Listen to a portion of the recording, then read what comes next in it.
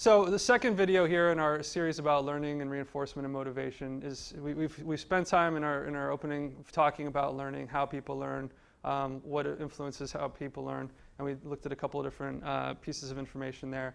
Now we're going to turn our attention to learning through conditioning, which draws directly on reinforcement theory, which is if you took a psych class, you've learned about this to some degree. Okay, and this is, we'll spend some time here because this particularly is a big building block of some of the other theories of motivation that we're going to look at eventually.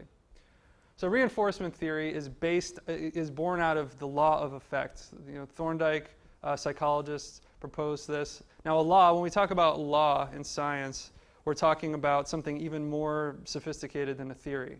Now a theory is pretty sophisticated explanation for something. It takes all available information and a theory is the most comprehensive, most reliable, clearest way of making sense of all of it.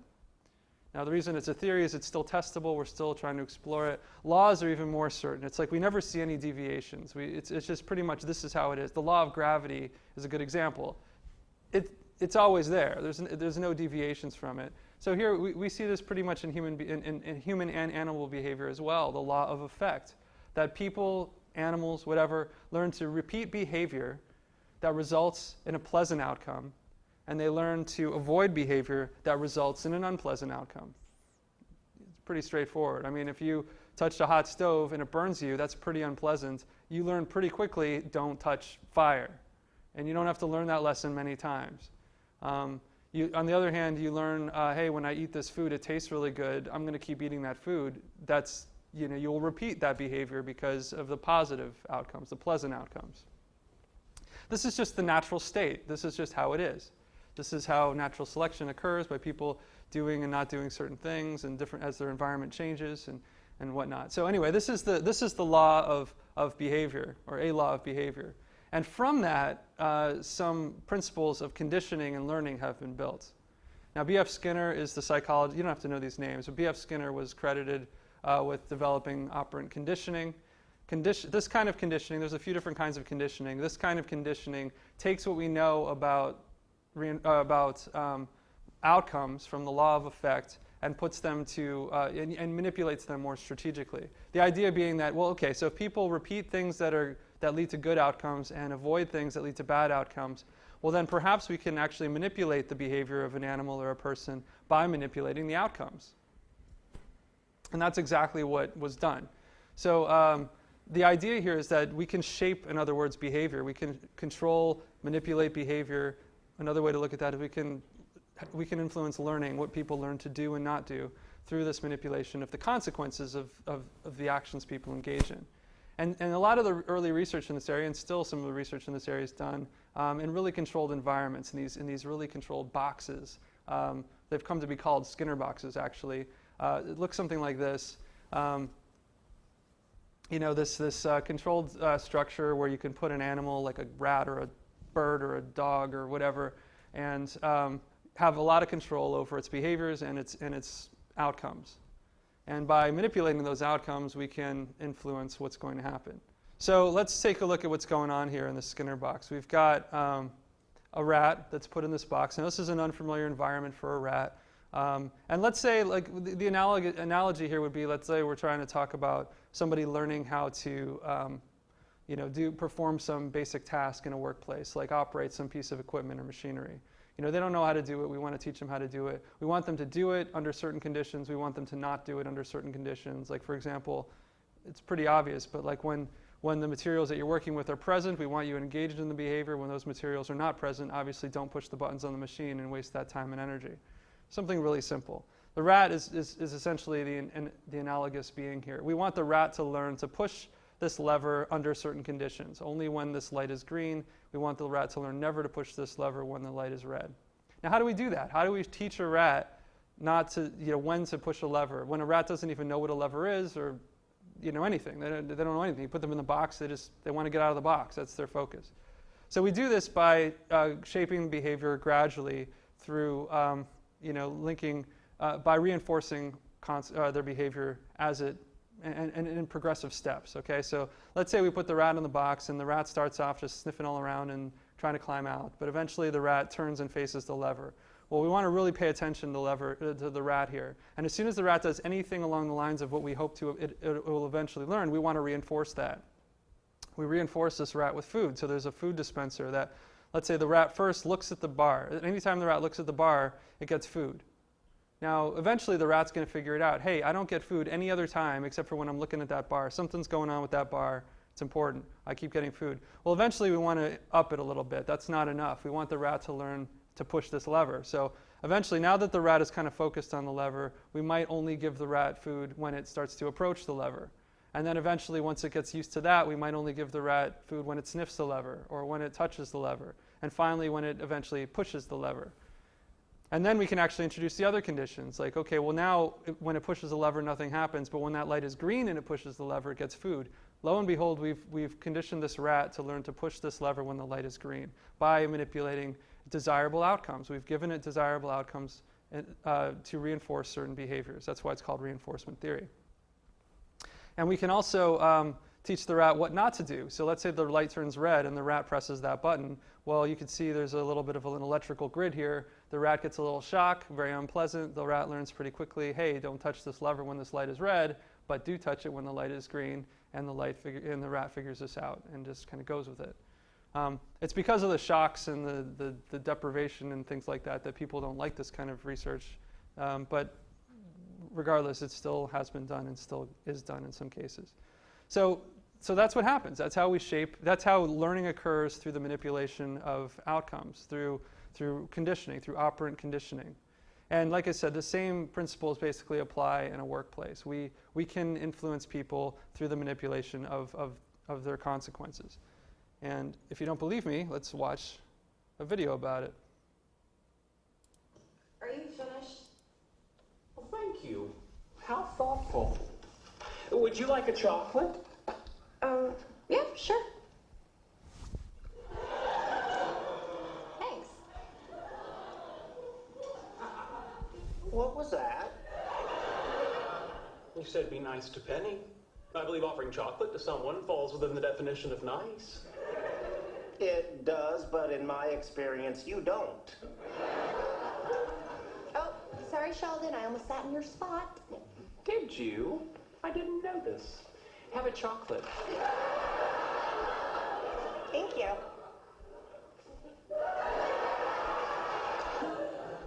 You're here a lot now. Oh, am I talking too much? I'm sorry. Zip. Thank you. Chocolate? Yes, please.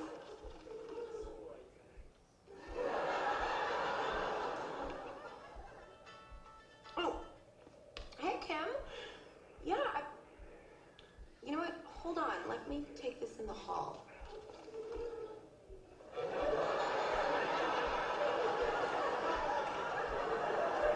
You'll never guess who they got to replace you at work. Okay.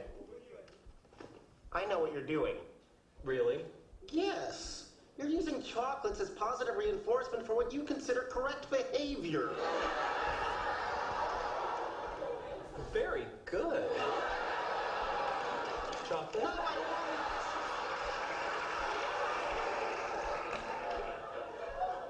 Sheldon, you can't train my girlfriend like a lab rat. Actually, it turns out I can. Well, you shouldn't. There's just no pleasing you, is there, Leonard? You weren't happy with my previous approach to dealing with her, so I decided to employ operant conditioning techniques, building on the works of Thorndike and B.F. Skinner. Yet by this time next week, I believe I can have her jumping out of a pool, balancing a beach ball on her nose. No. This has to stop now. I'm not suggesting we really make her jump out of a pool. I thought the bazinga was implied. We're just tweaking her personality, just sanding off the rough edges, if you will. No, you're not sanding Penny. Are you saying that I am forbidden from applying a harmless, scientifically valid protocol that will make our lives better? Yes, you're forbidden. Bad, Leonard.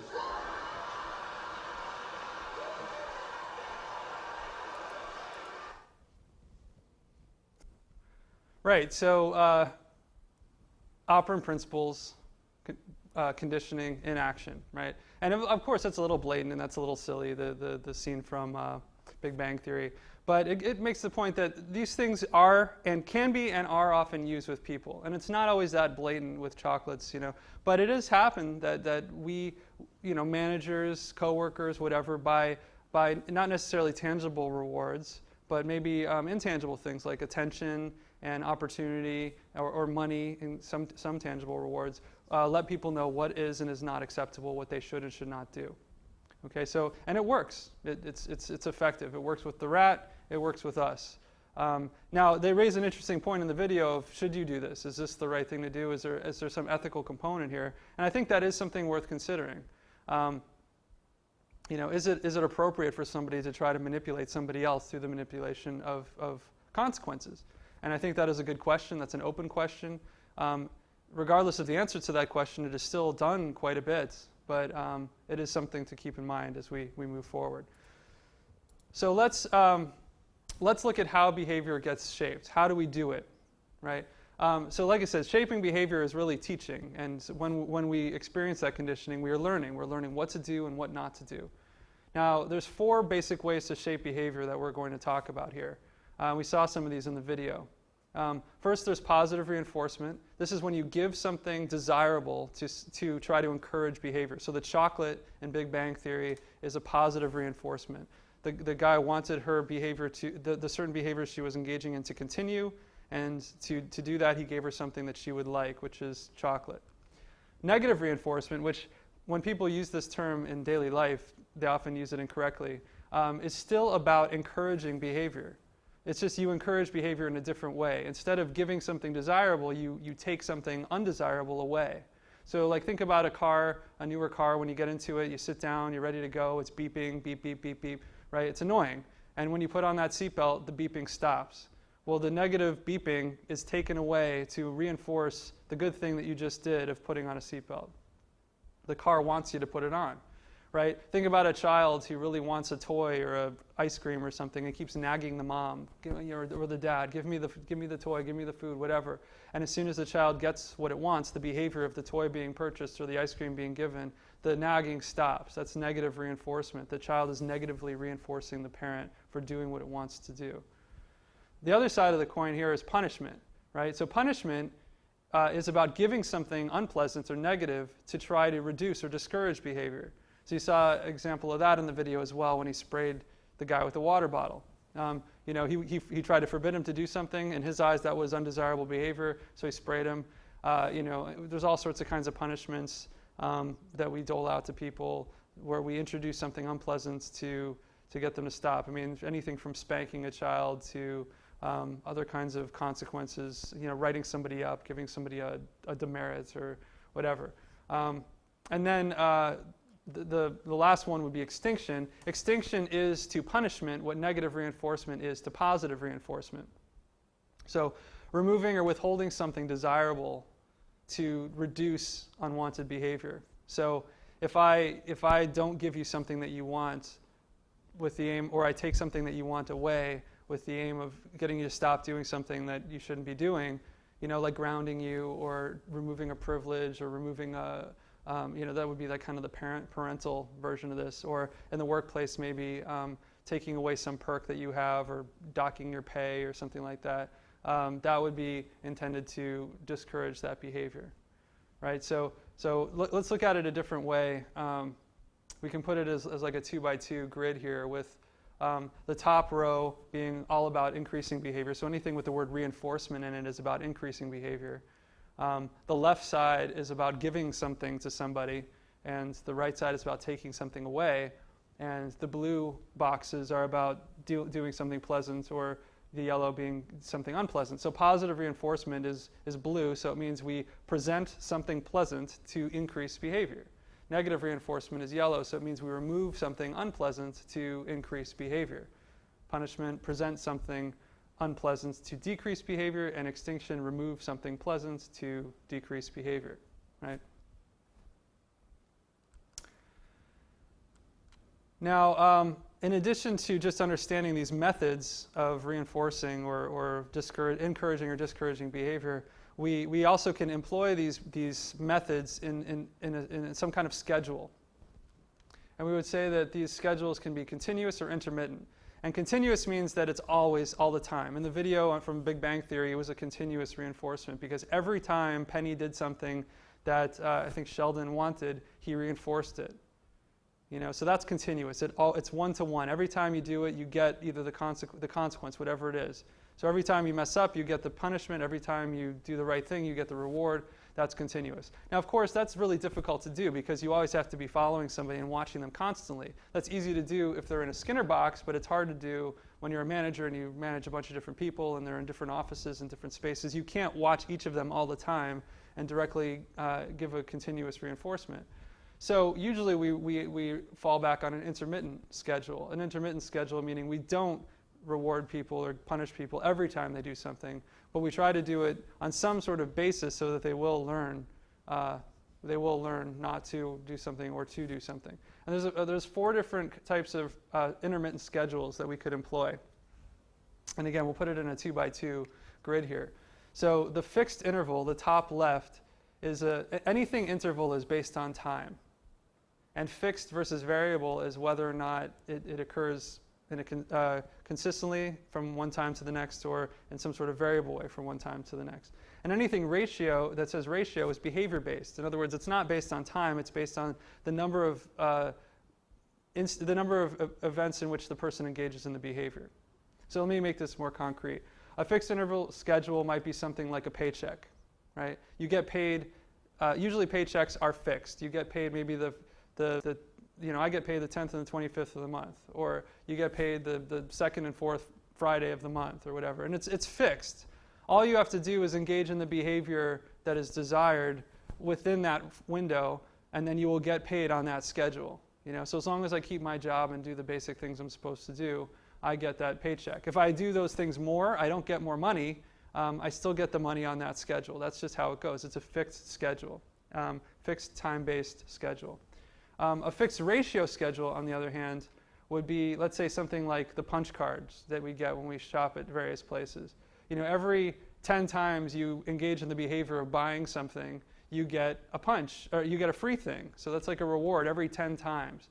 So it's a ratio in that it's behavior-based. You have to engage in the behavior a certain number of times to get a reward. So the ratio is number of behaviors to reward.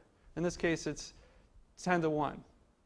Every 10 times I buy something, or every 9 times, I guess, every 9 times I buy it, I get a free one. Right? So that's the ratio, and it's fixed. Again, a fixed ratio means it doesn't change. So as soon as I finish up this card, I get a new card. It's the same thing. Every 5 times the rat presses the bar, it gets a piece of food. And the rat will learn pretty quickly, okay, I got to keep pressing this bar until I get the food. Okay, now another kind of schedule would be variable interval. So again, this is time-based again, but now instead of it being fixed, it changes. The interval between reinforcements could change. And an example of this in the workplace might be a manager who's, you never know when, but occasionally gets up and walks out of his office and wanders around just to kind of see what's going on. And if the manager just happens to walk in at a time when you're doing something good, maybe they'll give you some credit for it. Some, hey, nice job, good work, I really like to see what you're doing here, some praise or something. Or maybe they catch you, playing around on Facebook on your computer, and that's not what they want, so they'll give you a little bit of a talking to about how, you messed up, right? So it's time-based because it's not dependent on how many times you do or do not do the behavior.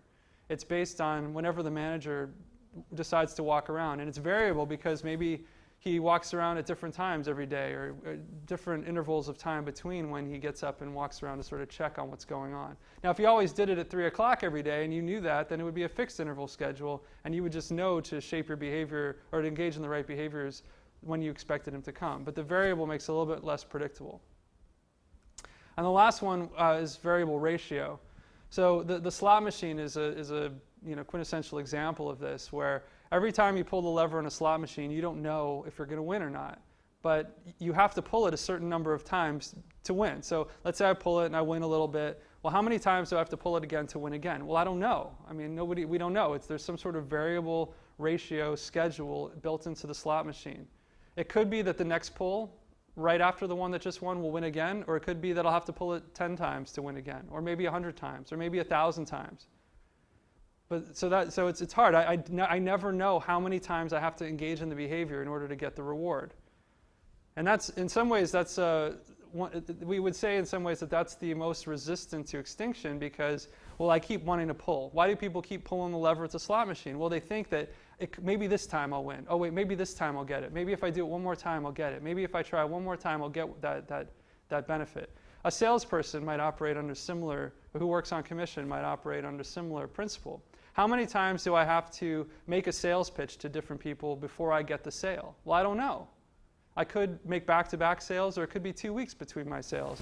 But if somebody walks in the store and I don't make that sales pitch, maybe I've missed that opportunity. I should keep trying. I should keep trying. I should keep trying. That variable ratio schedule means I have to keep engaging the behaviors a certain number of times to get that reward, and I just don't know how many times it is because it always changes. Now, how do we, what are some things that we do to shape behavior in the workplace? Like, what are the outcomes or consequences that we give people? Well, there's a whole bunch of different kinds of punishments that get used. You know, for example, many of them are social. Some of them are intangible. Some of them are tangible. So reprimands, threats, docking wages, firing people, whatever. Giving people good shifts or bad assignments or whatever. Not good shifts, bad shifts or bad assignments. Similarly, we reward people in a bunch of ways. Obviously, we do it with money. We do it with intangible things. We do it with good assignments, good shifts, good locations, maybe awards, prizes, perks, other kinds of stuff. And this business of figuring out how best to shape behavior and what consequences to provide is actually quite an industry, as I'll show you in this video.